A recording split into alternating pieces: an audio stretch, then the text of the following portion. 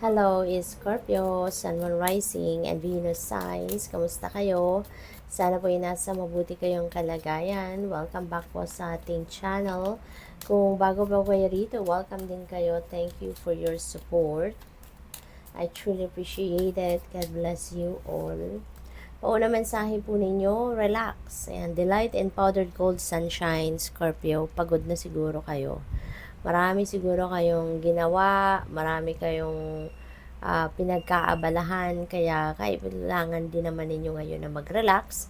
Kasi maybe depleted na yung energy ninyo, no? Maybe you are baka papunta na kayo sa pagka-burnout at iwasan ninyo yon, no?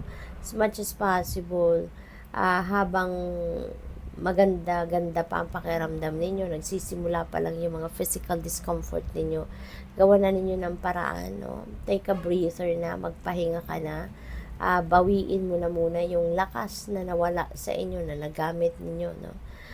Mag-relax muna kayo, okay? Lighten your load, yan. So, nafe-feel ko rito, ang iba sa inyo, stressed out, no? Kaya kailangan na ninyo rito na let go ng anything. Ano man ang nakakapagdulot ng stress sa inyo, ano man ang nakakapagpabigat ng inyong bit-bitin dito, no? Bawasan na ninyo or tanggalin na ninyo, might as well, hindi ba? Maaaring sa trabaho yan related, no? Baka sobrang daming task na ang nakapatong sa balikat ninyo, baka sobrang dami na ng ginagawa ninyo, Scorpio, kaya you need to release something, you need to lighten your load, otherwise, diba, pag na-burnout kayo, paano pa kayo makaka-perform ng mga trabaho ninyo, or paano pa ninyo magagampanan ng mga responsibilidad, obligasyon ninyo, 'di ba? If you can't work or hindi kayo makabangon dahil baka may sakit, 'di ba? So, alagaan ninyo ang sarili ninyo ngayon pa lang. Okay? Matuto kayong humingi ng tulong kasi baka ito kailangan ninyo dito ng assistance ng iba. Sow seeds of kindness. Ayan. So, yun ang message sa inyo. Ngayon, maaaring meron dito mga hihingi ng tulong sa inyo.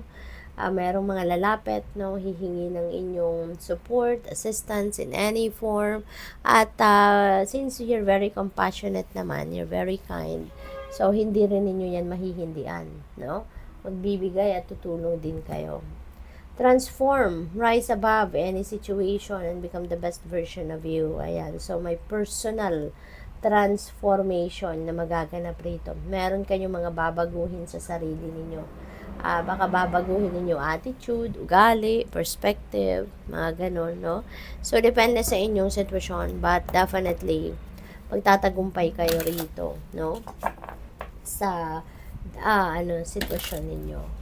Meron din ditong siguro mga problema talaga din na pinagdadaanan ng iba sa inyo rito, and you'd be able to rise above that.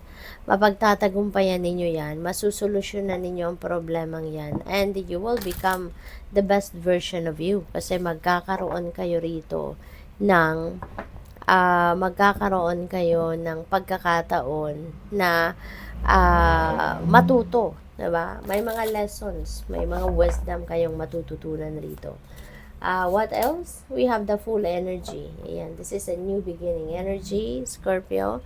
So, definitely, meron kayong bagong chapter, no, sa buhay ninyo na papasukin. Alright? This could be something na hindi, uncharted territory ito, no? Parang hindi pa ninyo ito nagagawa before. Hindi pa nyo ito nasusubukan before. So, you are definitely going to take the leap of faith dito. Kaya good luck sa'yo.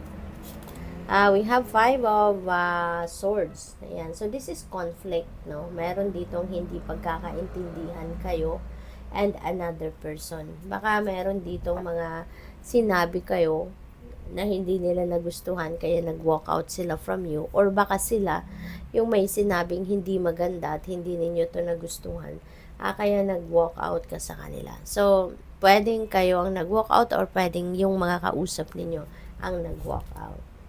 We have justice. Ayan. So, things are going to be back in order na din.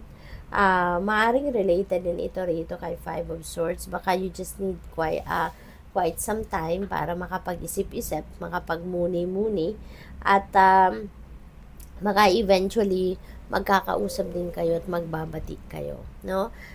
Kasi magiging maayos na din ang lahat dito. You are going to get what you deserve din dito, Scorpio. Kung anong para sa'yo, kung anong meant for you, yun ang matatanggap mo sa ngayon, no? So, what else? We have 5 of Cups. Ayan. So, dalawa na ang 5 natin. So, that is synchronicity. 5 of Swords at 5 of Cups. So, 5 resonates with change. Kaya definitely, meron mga pagbabagong magaganap sa buhay ninyo sa ngayon. No? May transformation energy.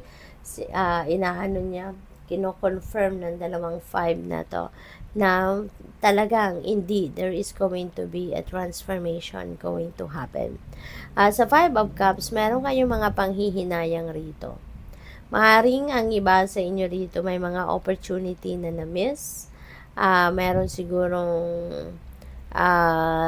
may mga hindi kayo nagawa na iniisip ninyo ngayon na sana kung ginawa ko yon, or kung nagawa ko yun, sana pala nandito na sa akin, nakuha ko na ini-enjoy ko na, or kung ano pa man, no? But just remember, Scorpio, now whatever it is that is meant for you won't pass you by.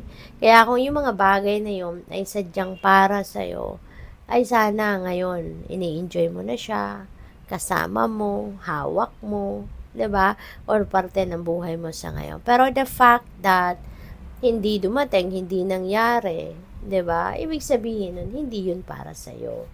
'Di ba? Hindi 'yun para sa iyo. Kaya wag ka nang malungkot. Instead, focus on what you have sa buhay ninyo sa ngayon. Embrace what you have right now sa buhay ninyo rather than focusing on what you don't have or what you have missed or what you have lost. Okay? We have 9 of Swords. Ayan. So, maaaring ito, pero na kinai-stressan ninyo.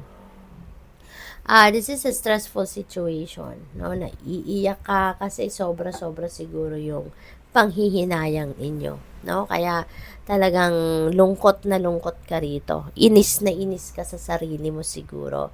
But that's not going to help you anymore. Scorpio, yung pag-iiyak ninyo, yung